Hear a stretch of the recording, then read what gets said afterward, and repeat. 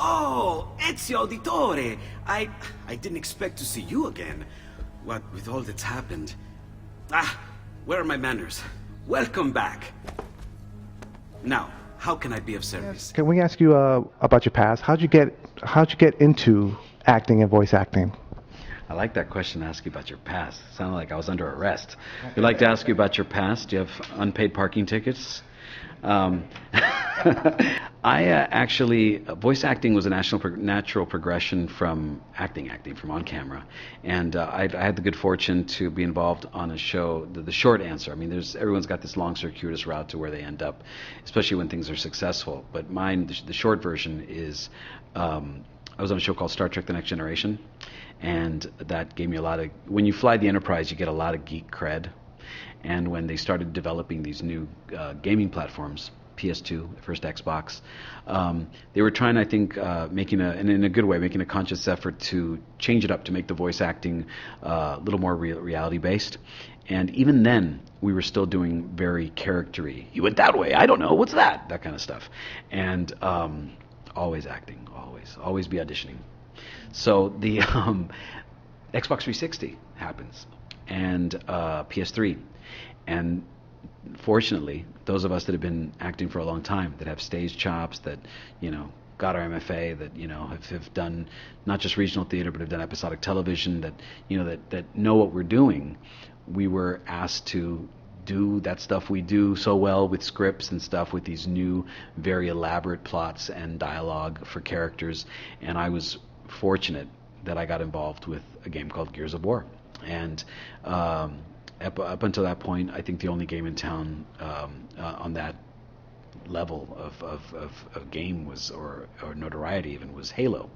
And I'm not a two camps guy. I work in a lot of successful franchises, and I worked on the Halo Reach trailer. I mean, it's not that, but Gears, to their credit, they really were starting to kind of write the book on making the characters a little more developed, and the voice acting more real.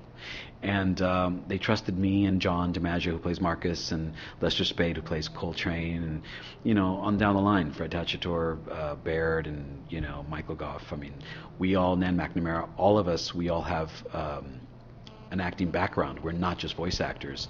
And there are people that even now that they've been doing commercial voice acting that don't have a real great handle on what it is we do, because of when we came into it, as I was saying, to kind of tie it all together, because I came into it when they started with these new platform games, PS2 and Xbox, and then Xbox 360, PS3, we learned with the industry that you do all the dialogue, but then you also have to do exertions and efforts for the gameplay. So we know about, going, and all that, and killing people, and deaths, and exertions with guns, and heavy guns, and grenades, and, deaths, and all that. And it just worked out, man. It worked out to where, one day I'm playing this badass with a chainsaw gun and, the Lancer, and another day where I'm playing Leonardo da Vinci. There, it's finished. Huh? What's finished? The blade. I managed to decode that parchment of yours. It showed me exactly what to do. Now all that's left is to remove your ring finger. Really? I'm sorry, but this is how it must be done. The blade is designed to ensure the commitment of whoever wields it. Bene. Do it quickly. I was only having fun, Ezio. Though the blade once required a sacrifice, it's been modified. You can keep your finger. Would you say there's a difference between acting and voice acting? Or is it two different approaches when it comes to the work? It can be. It can be a different approach. Not so much for me. I can speak for myself, and some would say that I overdo it, that I work a little too hard, that I could show up and just kind of do character work and move on. But I really, and again, I'm aware of it, the fact that I like to do kind of extensive script work like I would if it was a film. I mean, that's the, now that I gave you that long-winded last answer, I'll give you the short-winded answer for this one. I treat my games like I'm in a film, and I don't think everybody does that. What would you say is the most maybe complicated or difficult role that you had to play? Easy. In recent history, it was the Maria scene from Gears of War 2, which is Dominic Santiago, my character, has been looking for his wife for like a decade after her and going missing and losing. The Santiago family's had a lot of casualties from the wars in the game and in the universe, and he finally does find her, and what happens is terrible and horrible. And again, if I'm saying that I treat it like a film, I did. I was in the booth doing stuff that I don't think any voice actor had done. I don't think up until that point. At least that's what I was told, that nobody had had an emotional and mental breakdown in the booth just for the sake of a video game. I mean, I've always said there's two camps: the camp that went, that was awesome and cried and shit, and then the camp that went, what are you doing? It's a video game, man. Like, we got to shoot, monsters. What are you doing? But that was hard because I made it hard for myself. I thought I owed it to the fans. We found her!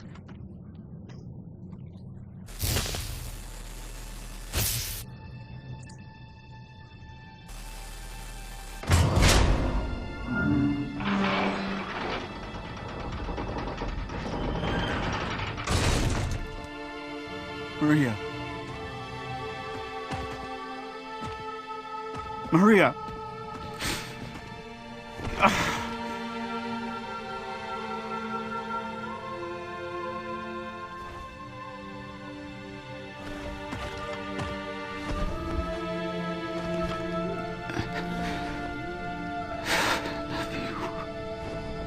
Dom.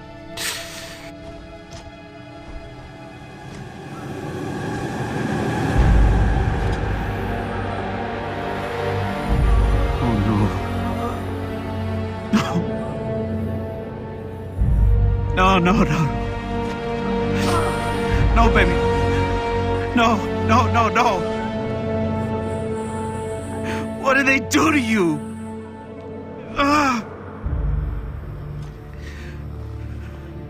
I'm so sorry. I'm so sorry, Maria. I tried to find you. God, I did.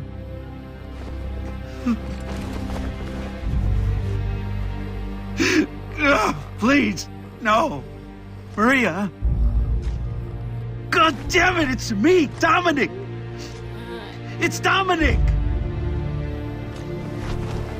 Marcus, I don't know what to do. I don't know what to do, man. No. It's okay.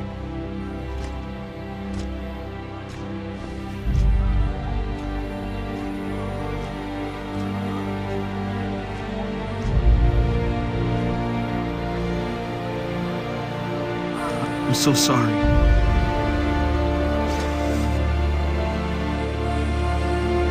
I'm so sorry, Maria.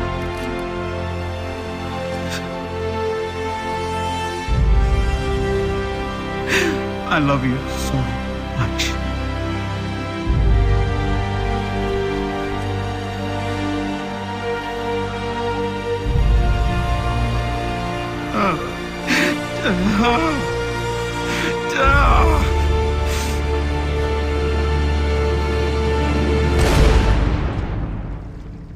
Johnny Depp is known for not watching his films because he doesn't like seeing himself on film or hearing himself. Do you feel that way? You look like you play the games. Is it tough when you play like Assassin's Creed and you hear your own voice? Is it tough? It is not tough at all. It is the coolest feeling there is. There's few things as cool when you're a geek and you're into comic. You grew up with comic books, sci-fi. To play a game and hear yourself or see yourself if you've done the mocap and you see your gestures. I mean, I feel so. I know how fortunate and lucky I am to be involved in things that are so fun and cool and exciting and new, and haven't, in some cases, the technology is still catching up with, the writers and vice versa. And it's such a really great place to be. And I know I have no problem playing the games or watching the things that I work on. I dig it. In fact, you mentioned Johnny Depp. I worked on Rango, and the idea of working with the team that worked on Pirates of the Caribbean, I was stoked. And I don't know, after making, I think it's like $350 million for Pirates of the Caribbean, I don't think Johnny Depp still has that problem. I think he's pretty happy to be in the screenings and be like, yeah. So tell us some of the current projects you're currently looking into or working on. Well, right now it's all about Gears of War 3. It comes out September 20th, 2011. And there are some other games that have been, one was announced at E3, but I wasn't announced that I'm in it, so I can't say. There's a real aspect of secrecy to the industry because it's still very competitive. It's as much as it seems that the modern video game has been around for decades or a long time, it really hasn't. It's been around as long as, think about when you got your Xbox 360 or your PS3. It wasn't that long ago, and everybody's still competing to, and it's a good thing. It's a healthy competition to surprise and outdo. And I will say that by year's end, a couple of other cool things are coming out for me, and I'm excited about them. Anime conventions are known for having a lot of, how should I say it? There's a lot of fans that enjoy to meet and talk to voice actors. And a lot of them, I've noticed, want to be voice actors. When someone comes up to you and says, hey, I'm interested in doing voice acting or even acting in general, what advice do you give them? Usually the answer I give them isn't that popular because it's just not popular, man. I tell them that it's a lot of hard work, and I don't say stay in school. I say go to school, get training. If you're serious about being a voice actor or anything with the word actor after it, you got to be a great actor, right? It's like nobody wants to be kind of a good carpenter, okay, or kind of a decent baker. You know what I mean? It's like, if you're bad at those jobs, you fall off your chair or you get poisoned. If you're going to be an artist and you want to make a living at it, or you're not in it for the money and you want to be creative, well, logically you'd want to be good at it, right? And there are resources for free and they cost a lot of money. Pursue them all. It's all relevant. It's all good stuff. It's all good work. And become a great actor first, and everything else will fall into place. Because it's about the process, and these are when the cliches start flying. It's about the process. It's not about the end result. And if you're really into this for the purity of creativity and art, you're going to have the greatest life imaginable because you're an artist. And I'm a big fan of artists. I have all their albums. Okay, so I tell them all it's going to be a lot of work that hopefully you're going to love. And a lot of people don't want to hear the work word or the school word, but it has served me well. Okay. So as we wrap up our interview, is there any last thing you want to plug? Is there any websites if anyone wants to check you out?